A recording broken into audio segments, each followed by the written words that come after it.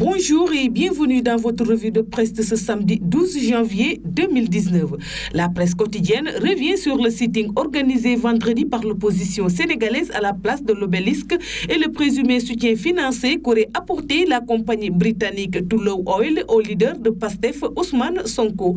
Parlant de la manifestation du Front démocratique et social de résistance nationale, le quotidien Enquête écrit que l'opposition a prôné la radicalisation de son combat face au régime de Macky Sall. Tout en se demandant si ce n'est pas le calme qui annoncerait la tempête. Le journal s'interroge aussi sur le fait de savoir si les Sénégalais ne seraient pas lassés par les multiples manifestations jamais suivies des faits. Enquête explique en effet que l'opposition a certes mobilisé, mais pas comme les fois précédentes. Une impression que partage le quotidien qui, évoquant une faible mobilisation de l'opposition, note un frein à la résistance nationale. Le journal indique même que plusieurs leaders qui se sont rendus compte de l'évidence l'ont avoué publiquement. Mais pour Vox Populi, les opposants sont sortis massivement pour participer au sitting organisé hier après-midi à la place de la Nation. Le journal précise qu'il s'agissait d'un rassemblement pour une justice libre et indépendante, zéro pression sur les magistrats, une autorité indépendante pour organiser l'élection présidentielle, la mise à disposition du fichier électoral, la libération de tous les détenus politiques, entre autres.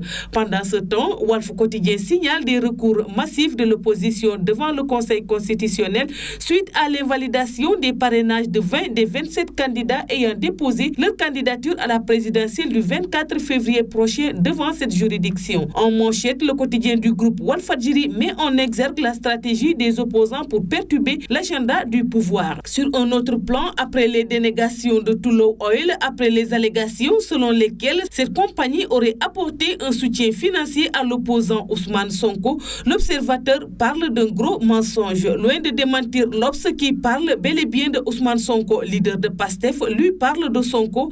Une faute de frappe peut-être, une légèreté évidente, écrit le journal. Libération écrit pour sa part qu'un déballage se prépare depuis Londres. Ceux qui se sont empressés de traiter nos confrères des Échos de tous les noms d'oiseaux vont avoir honte. On a tenté de créer une confusion tactique entre Michelle Madsen, journaliste anglaise spécialiste des ressources naturelles et de la corruption en Afrique, et une autre journaliste, Michelle Damsen, différente de Madsen, qui est canadienne et spécialiste de mode, fait observer le journal. Il annonce que Michelle Madsen a décidé de parler depuis Londres, précisant que l'interview est même calée. Le Soleil, qui a choisi de se focaliser sur l'économie, écrit que la Direction générale des impôts et domaines se fixe un objectif de 1500 milliards de francs CFA. Du moment que le quotidien fait un focus sur le combat de lutte qui oppose dimanche Balla Gaye à Modou Lô au stade Léopold Sédar Senghor à Dakar, bataille sur scène, titre le journal, selon qui le vainqueur pourrait affronter le roi des arènes, Eumeu Sène.